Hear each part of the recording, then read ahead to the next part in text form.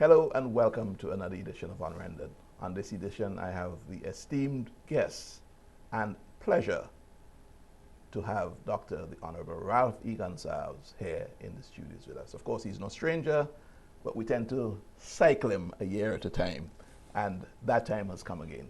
Dr. Gonsalves, welcome back to the studios of IKtv. I think you've been here almost exactly a year from today. Yes, I'm happy to be back with you, and also pleased to share with your viewers, your listeners, some ideas, in a sense, a preview with you and them, the estimates of revenue and expenditure for 2014.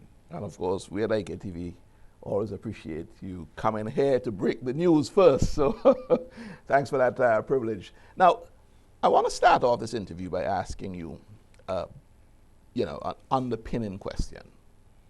What do you see as the fundamental differences between your government's fiscal policies and that which is proposed by the opposition, New Democratic Party?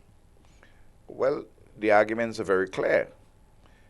The leader of the opposition has repeatedly stated, and he said so last year in emphatic terms, that he's a man for austerity. He posed the question rhetorically, what's wrong with austerity? And answered that there's nothing wrong with austerity. Now, to be austere in these circumstances, in my view, is to be anti-developmental. And the quest which he has above all else, an arithmetical quest to balance the budget, he would in the process unbalance the country. We, on the other hand, have a more careful approach. We balance prudence and enterprise. Obviously, if all things are equal, it is better to run a surplus on the current account and to have your overall deficit as small as you conceivably can have it, if all things are equal. But all things certainly are not equal, given the extent of the global crisis from 2008 and continuing, the Clico-Bico meltdown, the natural disasters which we have suffered, the removal of the preferences for bananas in the United Kingdom market. These have conspired to make it very challenging, and that you have to balance very carefully not to have your deficit unmanageable, but not to be austere, that you be enterprising while at the same time you're being prudent. In practical terms, what this would mean, and I can show you with real numbers, the way in which we have had expenditure in certain critical developmental areas, for instance, the education revolution. And the way in which we have made the tax regime more palatable for ordinary Vincentian working people and for the productive sector. And we have strengthened the social safety net. If you're going to have austerity, you're going to have to cut public assistance. You'll have to take out the YES program, which is $3 million. You will have to scale down or exclude completely the $1 million for home health for the elderly. So in short, you'll be cutting government expenditure. And you will be cutting, yes. You'll be cutting to the bones, and you will also be tempted to lay off staff. We haven't laid them off, yes, despite the real problems from the challenges which I've mentioned earlier.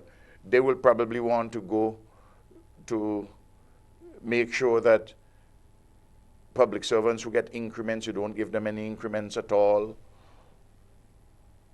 In short, tighten it in such a manner that it becomes anti-developmental and it unbalances the country. And you're saying it will bring on undue hardships. I mean, I will say to you you take, in 2001, you had just over almost $9 million in social welfare payments. Now, in that category, we have nearly $20 million, plus another $5 million Yes. of additional welfare payments throughout the system, not just to social development. The No, opposition please. will argue on social welfare that the fact that that is growing means that, you know, there should be less people in social welfare, not more going on to social No, welfare. with great respect. When they had a poverty level, an indigent level, not poverty generally, indigence Below the poverty line. was 25.7% of the population. We are 2.9%. What do you want? You want me to take away the public assistance for the elderly, for the poor, let them starve? To say what? You have a theoretical surplus? Look, in 2001, $55.65 million was spent on education through the Ministry of Education. This year, we are spending $113 million.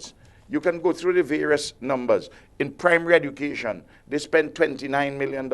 We are spending $41 million, despite the fact that you have fewer students in the primary school now than before, because of the senior classes are in the secondary school.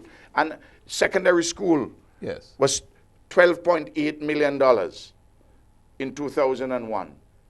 It's now $37.7 million. Now you can, the extent of the salary increases for public servants in the police, the nurses, the doctors, the ambulance drivers, the nursing assistants. What do you want me to do? Make them starve? But what is the ultimate price of not making cutbacks in light of...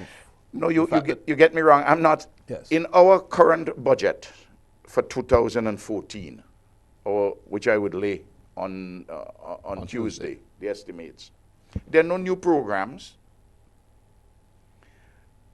but we are being prudent. But you're sustaining what you have. But we have had, for instance, there's a Coast Guard base which we have built in Canawan. I have to increase the number of people in personnel in the Coast Guard. Why? Because I have to protect the soft underbelly of the security and tourism in the Southern Grenadines. You can't, on the one hand, complain to me that there's not sufficient security, but I have to pay for it. Similarly, we having more persons for the airports, in part because we are going to transition to Argyle. What must I do? Yes. Not have Argyle? Dr. Gonsalves, the opposition makes the point about fiscal discipline. So, on the one hand, we're talking about necessary expenditure, but they make the point that within your management, there's perhaps a lot of wastage. No, that's not true. That's not true. In fact, they have been guilty of fiscal profligacy. The $19 million which he paid for the Otley Hall interest in 2 years, that's profligacy. I saved the country $170 million through my workings with the persons whom the country owed on Otley Hall. I have just saved the country $80 million at least with getting back the Chatham Bay. These are measures designed to strengthen our country and strengthen the fiscal situation in our country. You don't have to be austere in order to be disciplined. You take, for instance, with pharmaceuticals. There's a lot of wastage.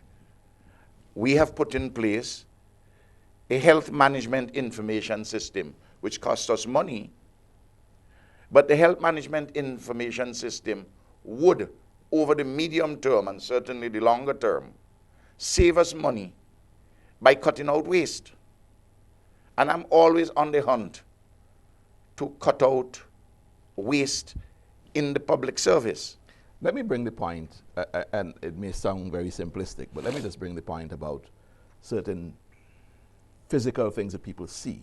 For example, your detail of vehicles. I hear people talking about that, right? It seems excessive. That would be the comment. The number of SUVs that are within government departments. Things like that. Those small people would say that would add up. Let's address them. Mm-hmm. First of all, I don't know if you have seen over the last 6 weeks, 8 weeks, that there's only one vehicle in the Prime Minister's detail, G7. Have you noticed that? I'm not looking. Well, I'm glad you raised it. And because the security assessment by the security forces in relation to the threats to the Prime Minister, the security assessment reveals that it wasn't, when I saw the report, I said, well, no longer is it necessary. So it's not a red, it may be amber. So the point, the point that I'm making is that you have to see what is the purpose for something. You think I like excessive security around me? And the security detail has been cut by more than one half. I shouldn't be talking about security on your program, but you raised it.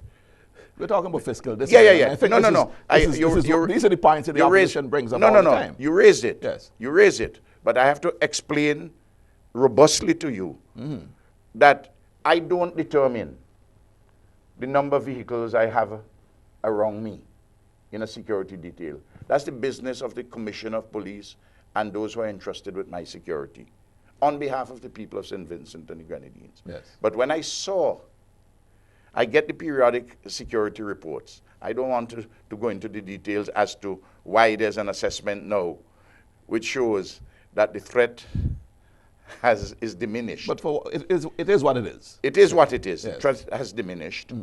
And therefore, I posed the question.